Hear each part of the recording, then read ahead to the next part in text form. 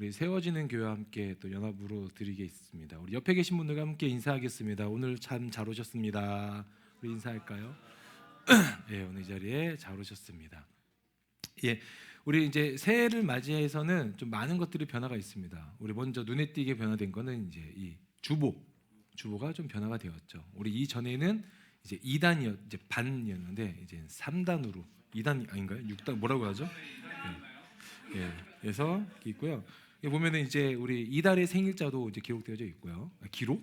예, 예, 적혀져 있고 우리가 이제 해서 이번 달에는 우리 교회에 우리 오랜 시간 교회에서 봉사해주고 있는 우리 복음 형제가 또 생일자로 되어 있습니다. 그리고 우리 세워지는 교회가 다음 주가 벌써 1주년이세요. 예, 우리 고생하셨습니다. 예, 그래서 오늘 목사님 찬양하시는데 그 영광을 돌리세가 얼마나 이렇게 절절하게 느껴지는지 이게 아마 아실 거예요. 예, 저는 저희가 이제 올해 저희는 11년 차로 넘어가잖아요. 근데 이제 1년 차에서 저 처음에 개척할 때 어른들이 그런 얘기 하셨거든요. 3년만 버티면 교회가 이제 자립이 된다. 예, 11년이 넘어도요 자립이 안 됩니다. 예, 이게 좀 어려운 얘기긴 한데 그래서 3년에서 이제 지금은 5년 버티면 잘 버티는 교회라고 얘기를 나오고 이제 코로나 이후로는 6, 7년이 지난 교회, 10년이 된 교회, 20년이 넘어가는 교회도 이제 문을 닫는 교회들이 많이 있어요. 저희 그 지방에도 작년에만 한 6교회가 이제 교회가 이제 정리가 된 상황이 좀 있었거든요. 근데 그 교회들이 다 짧은 교회들이 아니에요. 연차로 따지면 다 15년 이상씩 되는 교회들인데 다 교회가 이제 그렇게 어려움이 생깁니다. 그러니까 성도가 있어도 무너지고 재정이 많아도 이제 어려움이 생기는 거죠. 그러니까 성도가 많아도 이게 현실적인 거죠. 헌금이 이게 순환되지 않으면 교회가 현실적으로 유지가 되지 않으면 문을 닫게 되는 겁니다. 또 반대로 재정이 많아도 그 재정을 지혜롭게 사용할 수 있는 사람들이 모이지 않으면 또 문을 닫게 되는 거죠. 그러니까 재정이 있고 또 사람이 있어도 패가 나눠지고 당이 지어지면 또 무너지게 되는 거죠. 그래서 이제 소망함은 이제 엔카운트 교회나 이제 세워지는 교회나 두 교회가 다 당을 짓거나 무리지어서가 아니라 각각의 교회의 존재들이나 그 자체의 그 정체성을 인정을 하면서 서로가 세워지는 그런 귀한 교회들이 되기를 소망합니다. 예, 그러면서 이제 우리 오늘 말씀을 좀 이렇게 짧게 나누겠지만, 예, 우리가 새해가 되면서 이제 저도 이제 청년들하고 좀 많은 외부에 있는 분들이랑 이렇게 이야기를 나누고 저거 하는데 한 분이 저한테 그런 얘기를 하셨어요. 작년에도 이제 자기를 많이 격려해줘서 감사합니다라고 저한테 이렇게 문자로 보낸 청년이 있거든요. 그래서 제가 난 너한테 이렇게 크게 격려해주거나 뭐 이렇게 해준 적이 없는데라고 했는데 그 청년이 뭐라고 얘기했냐면 자기가 연락할 때 받아주고 좀 불편한 이야기를 해도 들어줌에 너무 고맙다고 얘기를 하더라고요. 그래서 제가 그게 조금 위로가 됐니? 그러니까 위로가 됐다고 하더라고요. 제 엔카운트 교회 올해의 표어는요 위로하는 교회입니다. 근데 오늘 말씀에 보면 하나님이 또 위로에 대해서 얘기를 하시는데 자, 이사야서가 재밌는 게 뭐냐면 성경이 총 몇 권으로 이루어져 있죠? 66권으로 되어 있죠. 이사야서가 총 몇 장으로 되어져 있을까요? 66장으로 되어져 있습니다. 그러면 구약이 몇 권으로 되어 있죠? 갑자기 조용하시죠? 구약이 총 몇 권으로 이루어져 있습니까? 39권으로 되어져 있죠. 그리고 3구 27에서 신약이 27장으로 이어져 있죠. 근데 참 재밌는 건 뭐냐면 이사야서도 39장까지가 하나님의 심판과 징계입니다. 그리고 40장으로 넘어와서는 구원과 약속을 이야기해요. 참 재밌지 않습니까? 그래서 이사야서를 성경의 압축본이라고 이야기하거든요. 그러니까 오늘 40장 1절과 2절의 첫 말씀이 뭐냐면 우리 한번 볼까요? 1장 2절 1절 2절 시작. 너희는 하나님이 이르시되 너희는 위로하라 내 백성을 위로하라 너희는 예루살렘의 마음에 닿도록 말하며 그것에게 외치라 그 노역의 때가 끝났고 그 죄악이 사함을 받았느니라 그의 모든 죄로 말미암아 여호와의 손에 벌을 몇 배나 받았느니라 할지니라 하시니라. 자, 첫 번째 말씀하신 게 뭐냐면 사역입니다. 너희는 위로하래요. 그런데 이사야가 지금 선포하고 있는 하나님 말씀 대언하고 있는 이 이스라엘 사람들의 형편이 어떠냐면 노예예요. 노예가 누구를 위로할 수 있습니까? 그러지 않아요? 서로 노예의 삶이잖아요. 서로 힘이 드는데 서로 위로가 됩니까? 위로가 되죠, 여러분. 당연하죠. 여러분 우리 우리나라 옛날 속담에 뭐 그게 좀 있죠. 제가 이제 그럴 만한 나이는 아니지만 과부의 마음은 누가 안다고요? 과부가 안다 그러잖아요. 여러분 그 위로를 할 수 있는 것도요. 그 일을 겪어본 사람이 알아요. 제가 예전에 말씀드렸지만 어떠한 권사님이 자녀를 잃으셨어요. 자녀상이 된 거죠. 근데 누구도 그분에게 쉽게 다가갈 수 없는 거예요. 왜냐하면 이제 갑작스러운 사고로 이제 그분이 이제 자녀상을 당했는데 그분 옆에 한 또 다른 권사님이 가셔서 엄청 위로해주고 계시는 거예요. 근데 알고 보니 그 권사님도 자녀를 잃으신 분이더라고요.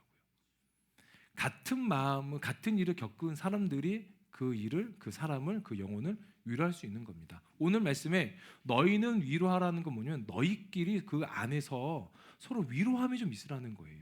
여러분 사람이 광야나 힘듦과 가난에 빠지면 어떻게 되는 줄 아세요? 날카로워져요. 우리 재정의 충만함을 받아보셨습니까? 그런 분도 계시고 아직까지도 그 어려움에 계신 분도 계실 거예요. 저도 이제 그런 적이 이제 있다 보니까 뭐가 있냐면 사람이 가난하면 사람이 굉장히 이렇게 뭐라 그러죠? 이렇게 얍삽해져요. 계산적이 되고 그리고 굉장히 사람을 만날 때에 공격적으로 되더라고요. 없으니까요, 여러분. 예를 들어서 야 우리 이렇게 친구들끼리 만나서 우리 카페 갈까 했는데 지금 내가 가지고 있는 재정으로는 백다방 가야 되는데 무리들이 스타벅스를 간다. 그러면은 갭이 2, 3천 원 정도 차이가 나지만 그 재정이 어려운 사람도 있잖아요. 청년들은 어떤지 모르시겠지만은 저는 그런 청년들과 그런 어른들을 실제로 만나봤거든요. 그래서 그분들은 심지어는 어떻게 먹냐면 우리 무슨 카페냐 여기 가면은 무인으로 하거나 아니면 그냥 들어갈 수 있는 데가 있다 하면서 그런 데를 가서서 또 차를 마시는 분들 실제 만나거든요. 그러니까 사람을 만나는 것도 사람이 갑박해지는 거예요. 근데 그 사람을 누가 위로할 수 있냐면 그 일을 겪어보고 있고 그 일을 함께 건너가고 있는 사람들이 위로할 수 있다는 거죠. 하나님이 노예의 삶을 살고 있는 이스라엘 백성들에게 내가 너희를 해방케 하겠다 하시면 그 약속이 2절에 나오거든요. 2절 한번 볼까요? 2절 함께 읽으면 다시 한번 읽어보면 너희는 예루살렘의 마음에 닿도록 말하라. 자, 예루살렘의 마음에 닿도록 말하래요. 그러니까 그냥 의미 없는 말을 하는 것이 아니라 그 사람 마음에 닿도록 마음의 진정성이 느껴지도록 계속 말하래요. 뭐라고 얘기하냐면 그것에게 외쳐라. 그 노역의 때가 끝났고 노예 생활이 끝났고 더 중요한 건 그 후반절에 나옵니다. 그 죄악이 사함을 받았다는 거예요. 이스라엘 사람들이 바벨론에 포로로 간 이유는 뭐겠습니까? 죄악 때문이에요. 근데 이제 그 모든 죄악을 내가 사했으니 너희가 그 바벨론 노예 생활을 끝내겠다는 거예요. 이제 끝났으니 너희는 뭐하라? 서로 위로하라는 거예요. 참 고생했다, 애썼다, 수고했다라는 거예요. 사람이 어두운 일을 겪고 그 일을 벗어나고 그 터널을 이제 나오게 되면은 안도감이 생기죠. 그런데 그 안도감이 너무 강하게 지고 내 삶이 너무 충만해지면 나와 함께 그 일을 겪었던 사람들의 안위는 걱정하지 않아요. 그게 이기적인 거예요, 여러분. 크리스천, 하나님을 믿는 믿음의 사람들은 나와 함께 그 일을 겪고 있는 사람들과 뭘 해야 되죠? 공감해야 되고 교제가 되어야 된다는 거죠. 성경은 처음부터 끝까지 우리한테 뭘 얘기하냐면 관계성을 이야기해요. 근데 그 관계가 온전하게 이루어지지 않으니까 어떻게 됩니까? 하나님의 마음으로 내 옆에 있는 지체를 보는 것이 아니라 내 마음으로 옆에 있는 지체를 보니까 일그러져 가게 되는 거죠. 하나님의 마음, 하나님의 형상으로 내가 옆에 있는 지체를 바라본다면 얼마나 귀하고 아름답고 선하겠습니까? 이 영혼이. 그런데 내 모습, 인간은요 하나님 편에 서 있지 않는 순간 어떻게 되냐면 일그러져 있어요. 죄로 물들어져 있지 않습니까? 죄인의 모습으로 죄인을 바라보니까 어떻게 돼요? 서로 정죄만 하는 거예요. 야, 내 인생 쓰레기니까 너의 인생도 쓰레기였지, 이렇게 얘기하는 거죠. 하나님 안에 있는데 우리의 인생이 쓰레기입니까? 절대 아니죠. 근데 스스로 그렇게 계속 공격한다는 거예요. 저와 만나고 있는 청년들, 우리 엔카운터 교회도 마찬가지고 외부에 있는 청년도 마찬가지고 그 지체들과 함께 대화를 나누다 보면은 너무 공격적으로 대화하는 청년들도 있어요. 목사님이 제 인생 살아봤습니까? 안 살아봤죠. 하지만 반대로 얘기하는 거죠. 너는 내 인생 살아봤냐는 거예요. 왜 네 인생만 그렇게 역겨운 모습인 거고 구렁텅이에 있고 동굴성에 있고 땅굴에 있냐는 거예요. 그런 사람들이 정말 많습니다. 그런데 그런 사람들이 다 그렇게 쓰레기 같은 인생이라고 자기 인생을 공격합니까? 아니라는 거예요. 자존감하고는 별개인 겁니다, 여러분. 뭡니까? 내가 교회를 다니지만 하나님을 만나지 못한 거죠. 광야 생활은 끝났는데 자꾸 나는 광야를 가는 거예요. 노예 생활이 끝났는데 자꾸 노예의 인식을 하고 사는 거죠. 그게 어디에 나옵니까? 출애굽된 첫 번째에서 나오잖아요. 그 홍해 앞에 가다 그 물이 막히 그 홍해 앞에서 섰을 때 그 출애굽된 이스라엘 사람들이 뭐라고 합니까? 모세한테 야 너가 우리를 죽일 데가 없어서 우리 장사할 데가 없어서 장사 지낼 데가 없어서 우리를 여기로 오냐? 야 우리 차라리 애굽으로 돌아가겠다고 하지 않습니까? 이거 노예 근성이죠, 여러분. 노예 근성. 우리는 해방된 자들입니다. 믿으십니까? 우리는 모든 포로에서 해방된 자들이에요. 그러니까 우리한테 뭐가 있어요? 자유함이 있어요. 그 자유함으로 서로 뭐라 그래요? 서로 사랑하고 위로하고 격려해 주라는 거예요. 그게 이사야서의 말씀의 40장의 첫 시작이에요. 너희는 뭐라고요? 너희는 위로하라. 내 백성을 위로하라. 서로 좀 위로하시고요. 위로가 되는 신앙생활 하시기를 소망합니다. 아멘. 자, 그러면서 우리 3절, 4절, 5절 함께 하겠습니다. 시작. 외치는 자의 소리여 이르되 너희는 광야에서 여호와의 길을 예배하라. 사막에서 우리 하나님의 대로로 평탄하게 하라. 골짜기마다 도두어지며 산마다 언덕마다 낮아지며 고르지 아니한 곳이 평탄하게 되며 험한 곳이 평지가 될 것이요 여호와의 영광이 나타나고 모든 육체가 그것을 함께 보리라. 이는 여호와의 입이 말씀하셨느니라. 아멘. 자, 포로된 삶에서 이제 나옵니다. 이제 그들은 뭐예요? 자유인이잖아요. 그런데 그들이 해야 될 게 뭐냐면 하나님이 오실 그 왕의 대로를 예배하라는 거예요. 그래서 우리 3절에 뭐라고 되어 있죠? 외치는 자의 소리라고 되어 있어요. 이 말씀이 어디에 인용이 됩니까? 우리 이사야서 40장 3절 말씀이 어디에 인용돼요? 요한복음 1장 23절이에요. 요한이 뭐라 그러죠? 나는 외치는 자의 소리라고 되어 있죠. 우리 한번 말씀 한번 찾아볼까요? 요한복음 1장 23절입니다.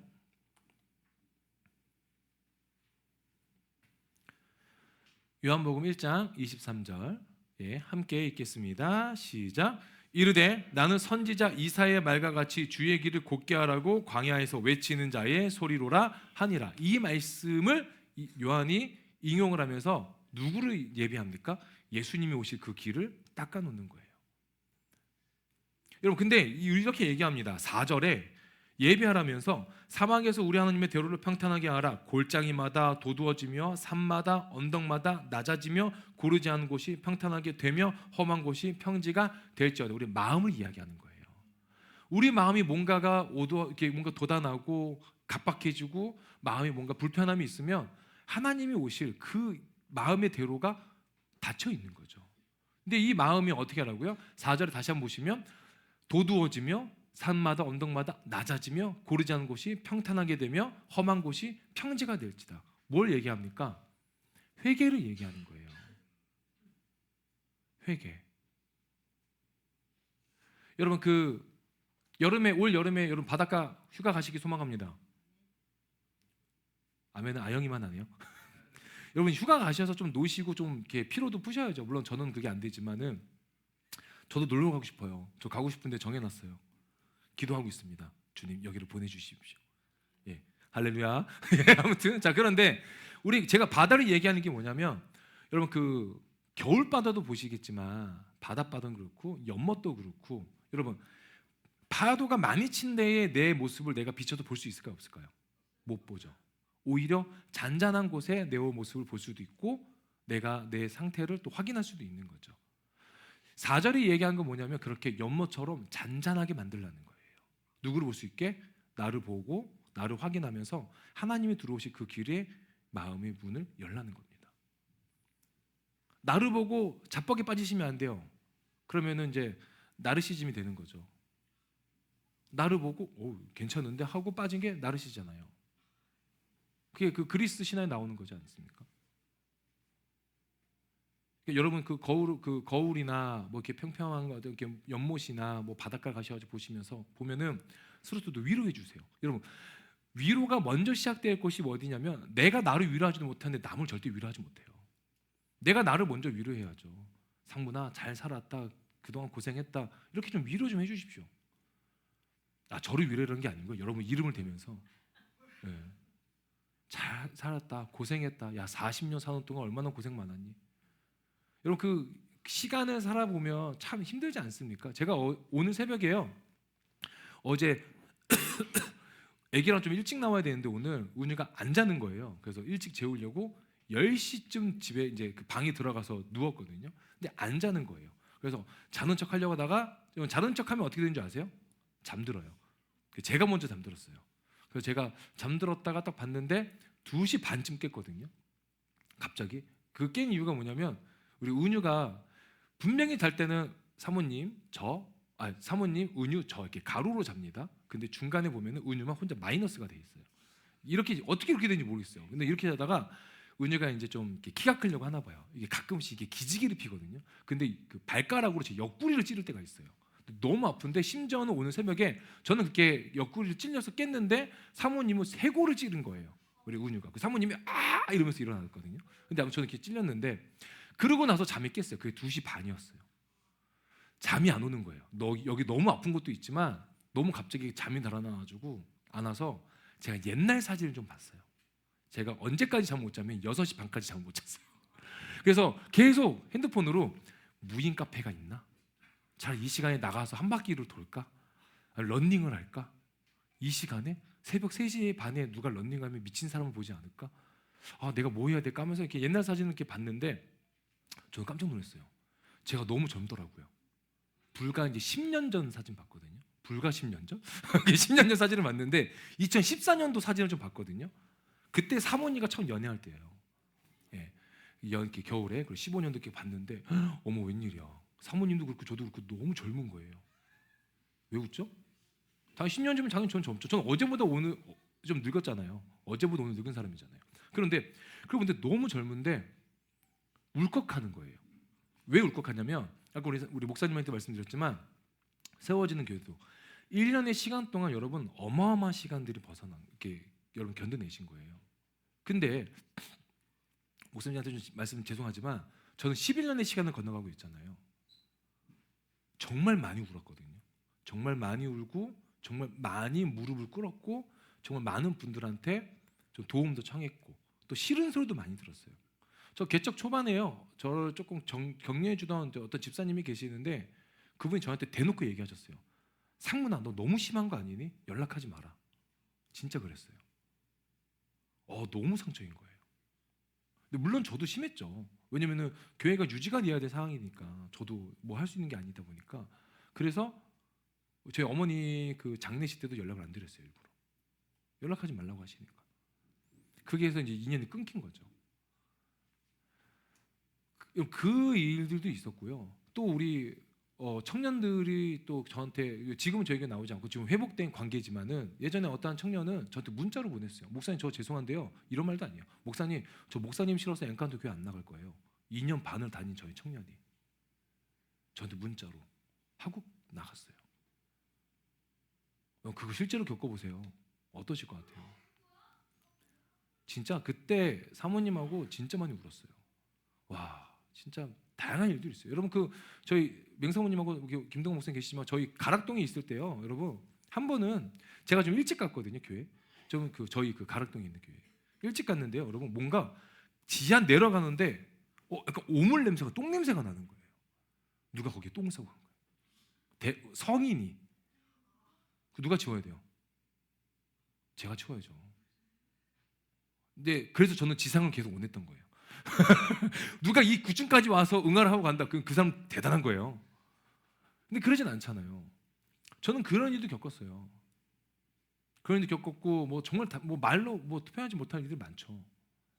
근데 그 일을 10년을 겪고 오면서 제가 늙어가는 것도 있었지만 조금씩 피폐해져가는 모습도 보인다는 거예요. 그 사진 안에서. 그러니까는 제가 오늘 새벽에 저도 모르게 울컥하면서 저 스스로를 좀 이렇게 격려해 주더라고요. 제가 뭐냐면 참 상문아 고생했고 또 고생하자 뭐 이런 거 있잖아요. 그러니까 내가 그렇게 할 줄 알아야 남을 그렇게 위로할 수 있더라고요. 내가 하지 못하면요 남한테 어떻게 얘기하냐면 야 그거 아무것도 아니야 이러면서 마치 그 사람이 겪는 일이 무의미하고 그거 하나 견디지 못하냐라고 하면서 깎아내릴 때가 있다는 거죠. 이건 절대 아니에요. 여러분, 우리 은유한테는요 주사 맞는 게 어려운 일이에요. 근데 저한테 어려운 일이 아니잖아요. 어렵나? 좀 어려운 것 같진 않아요. 근데 우리 은유는요 어려운 일이에요. 이게 다른 거거든요. 같은 일을 할지라도 내가 나를 위로하지 못하고 내가 나를 마음판에 불편함이 있고 도다져 있고 뭔가 온전해지지 못하면 자꾸 남의 아픔을 깎아내리고 내 아픔이 더 크다라고 하면서 먼저 비교를 한다는 거죠. 난 더 힘들어, 난 더 힘들어. 너가 내 인생 살아봤어? 자꾸 이런 얘기만 하는 거예요, 여러분. 그런 인생이면 어떻고 이런 인생이면 어떻습니까? 어차피 우리는 다 뭐예요? 예수 그리스도 안에서 하나이기 때문에. 그러면 되는 거죠. 절대 여러분 그 누군가의 아픔을 격화시키지 마세요. 진짜 재정이 많든 건강하든 뭔가 마음속에 풍요로움이 있든 뭐가 있든 그거는 또 하나님이 주신 나에게 주신 은혜이신 거잖아요. 그럼 그 은혜 주신 걸 어떻게 해야 돼요? 흘려보낼 줄 아셔야죠. 그게 크리스천이에요, 여러분. 그게 위로가 되는 거고요. 자, 우리 좀 말씀 이제 정리하는 쪽으로 가보겠습니다. 6절, 7절, 8절 함께 읽겠습니다. 시작. 말하는 자의 소리여 이르되 외치라. 대답하되 내가 무엇이라 외치리까 하니 이르되 모든 육체는 풀이요 그의 모든 아름다움은 들의 꽃과 같으니 푸른 마르고 꽃이 시드면 여호와의 기운이 그 위에 붐이라. 이 백성은 실로 풀이로다. 푸른 마르고 꽃은 시드나 우리 하나님의 말씀은 영원히 서리라 하라. 자, 인생에 대해서 뭐라고 얘기하냐면 그냥 어차피 썩어 없어질 거라는 거예요. 어차피 그냥 유한하다는 거죠. 유한한 삶을 살지 말고 푸른 마르고 우리 8절 말씀 굉장히 유명하잖아요. 푸른 마르고 꽃은 시드나 우리 하나님의 말씀은 영원히 서리라. 그 말씀 안에 서 있으라는 거예요. 그러면 우리의 육신은 우리의 감정은 유한하지만 우리는 영원하신 하나님과 함께 영원한 삶을 살 수 있게 된다는 거죠. 어떤 누구의 마음으로? 하나님의 마음으로. 하나님의 말씀이 저와 여러분의 삶에 기록되어져 있고 우리 마음판에 편지로 새겨져 있다면 우리가 어디를 가든 어떠한 삶을 살든 하나님의 향기와 하나님의 말씀이 우리 삶을 통해서 적혀져 나오고 흘러나온다는 겁니다. 우리의 옛사람은 어떤 사람입니까? 죄인이잖아요. 노예예요, 여러분. 죄의 노예, 삶의 노예, 돈의 노예, 관계의 노예, 다 노예 아닙니까? 그런데 내가 하나님 안에 있으면 그 모든 사슬에서 끊긴다는 거예요. 죄에서 자유케 되고 재정에서 자유케 되고 관계에서 자유케 되는 거예요. 누구만 보게 됩니까? 하나님만 보게 되는 것이고 하나님 보는 시선으로 내 이웃을 보게 되는 거고 또 나를 보게 된다는 거죠. 내가 나를 사랑할 줄 알아야 이웃도 사랑할 수 있게 되는 거예요. 내가 나를 자꾸 아프게 하는데 내가 누구를 사랑합니까? 사랑의 마음을 잘못 알고 있는 사람들의 모습을 보잖아요. 사랑의 의미가 달라요. 그게 스토킹이잖아요. 온전하게 사랑할 줄 아는 사람은요, 나하고 안 맞는 부분은 보지 않아요. 뭘 보는지 아십니까? 나에게 저 사람 베풀어준 그 은혜와 베품을 보게 되는 거죠. 제가 어제 은유 그 사진을 보는데요, 은유가 솔직하게 저한테 해주는 거라고는 아무것도 없어요. 뭐가 있으면 제가 그냥 사는 거죠. 맨날 아빠 게임해, 아빠 바보야, 아빠 뭐 해줘, 아빠 미워, 맨날 이 소리밖에 안 해요. 그러다 딱 한 번 해요. 아빠 사랑해. 그 한마디가요 나를 살게 하는 거예요. 지금도 저렇게 쳐다보고 있잖아요, 멍하게. 박은유. 제가 이제 옛날 사진 봤다 그랬잖아요. 옛날 사진 보는데요, 제가 초등학교인데 저희 때 국민학교죠. 유치원이죠. 유치원 졸업사진을 봤는데요, 깜짝 놀랐어요. 그 박은유가 있는 거예요. 40년 전에 저를 봤는데 박은유가 있는 거예요. 제가 이따 보여드릴게요. 깜짝 놀라요, 여러분. 이걸 보는데 울컥한 게 뭐냐면 이 아이가 너무 나라는 거예요. 근데 하나님이 우리를 보고 그렇게 느끼신다는 거예요. 우리는 하나님의 형상대로 지음 받은 사람들이잖아요. 하나님이 우리를 보고 울컥하시는 거예요. 왜 이렇게 힘들게 사니? 왜 이렇게 노예처럼 사니? 왜 내가 다 해결했는데 왜 아직도 거기서 벗어나오지 못하고 있니? 돈이 그렇게 좋니? 관계가 그렇게 중요하니? 나하고 먼저 관계가 회복되면 모든 게 다 너희한테 주어질 건데 왜 그거를 보지 못하고 왜 그걸 먼저 찾고 있니라고 하신다는 거죠.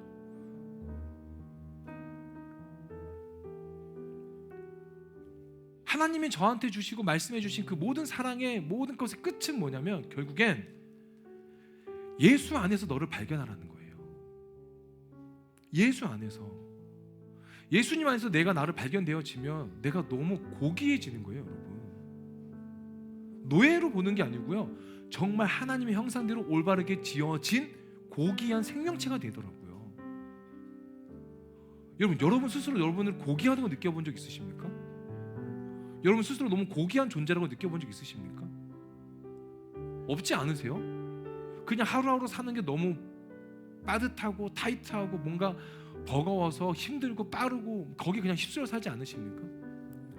그렇게 사는 게 잘못된 건 아니에요. 왜? 우리에게 주어진 삶도 살아야 되니까. 그런데 이거라는 거죠. 내가 나를 스스로 고귀하게 여길 줄 아냐는 거예요. 내가 나를 너무 아름답게 나를 사랑할 줄 아냐는 거예요. 나를 사랑할 줄 모르면 위로가 안 된다니까요. 옆에 있는 사람을 위로하기 위해서 내가 나를 먼저 귀하게 여길 줄 알아야 돼요. 내가 나를 돈? 흘려보내주세요, 여러분. 돈 귀하죠. 근데 돈보다 귀한 게 뭐야? 관계라며요, 여러분. 말씀에 보면은 너희가 두 주인을 섬긴다고 못하고 하잖아요. 돈과 하나님을 얘기 나오잖아요. 여러분, 하나님과는 관계성이잖아요. 근데 돈은 뭐예요? 관계가 아니에요, 여러분. 돈은 충만이잖아요. 우리가 살아가는데 필요성을 얘기하잖아요. 너희가 살아갈 때 필요를 원할 것이냐, 관계를 원할 것이냐는 거예요. 우리는 무엇을 원합니까? 관계를 원하잖아요. 그럼 이걸 선택하시면 돼요. 그러면 더 큰 걸 주시고 더 많은 걸 주시고 더 충만해 주신다는 거. 그래서 우리는 누구를 믿고 따라야 되고 누구 말씀 위에 서야 됩니까? 하나님 말씀이요. 이 말씀이 어디 나와 있습니까? 요한복음 1장 1절에 나와 있어요. 우리 말씀을 마지막으로 한번 찾아볼게요. 요한복음 1장 1절 말씀에 이렇게 기록되어져 있어요. 눈으로 따라오세요. 태초에 말씀이 계시네. 이 말씀이 하나님과 함께 계시니 이 말씀은 곧 뭡니까? 하나님이에요. 말씀은 하나님이에요. 내가 말씀 위에 서 있다는 건 누구 위에 서 있다는 거예요? 하나님과 함께 서 있다는 걸 얘기하는 거예요. 여러분, 올해 말씀을 정말 사모하시면서 말씀 위에 바로 서 계시면서 다른 거 하지 마십시오. 그러니까 올해는 저 충만히 베푸셨으면 좋겠어요. 제가 약속했죠. 저 5월달에 말씀 제가 증거 보여드릴게요. 말씀 정리할게요. 죄송합니다. 은유하고 약속했죠. 은유 생일이 5월 8일이에요. 어버이날. 제가 뭐 한다 그랬어요? 제가 어린이 병원에 100만 원 헌금하기로 지금 한다고 했거든요. 저희도 재정 없어요. 근데 은유 이름을 제가 조금씩 적금 넣고 있거든요. 제가 그 이야기하는 이유가 뭐냐면 아이를 키우다 보니까 엄마 아빠가 고생하는 것도 있고 아이가 고생하는 것도 있지만 조금이나마 은유가 나중에 커서 베푸는 삶을 배웠으면 좋겠다는 거예요. 그래서 제가 은유가 올해 6살 되니까 그 시간을 가지려고 하는 거거든요. 제가 은유한테 가르치는 게 있습니다. 은유야, 너는 모든 사람들과 친구가 될 필요는 없다. 그런 얘기예요. 대신에 모든 사람을 사랑해라라고 얘기해요. 전 이게 크리스천이라고 생각해요. 모두를 사랑하시기 소망합니다. 나를 적대시한 사람도 사랑하세요. 나를 아프게 한 사람도 사랑하세요. 그가 누가 되든 아버지가 될 수 있고요, 어머니가 될 수도 있고, 내 가족이 될 수도 있고, 내 언니, 오빠, 누나, 동생, 형들이 오빠들 다 될 수 있어요. 심지어 우리 직장의 동료도 될 수 있고요. 그래도 어떻게 됩니까? 그들을 사랑할 줄 아셔야 돼요. 그게 위로의 시작입니다. 위로를 다른 말로 표현하면 뭐냐면 복음이에요. 복음은 뭡니까? 사랑이에요. 이 모든 일들 행하시는 저여러분 되기를 소망합니다. 아멘. 말씀 생각하시면서 함께 기도하시겠습니다. 기도합니다. 참 좋으신 하나님 아버지 감사합니다. 온전하게 하나님의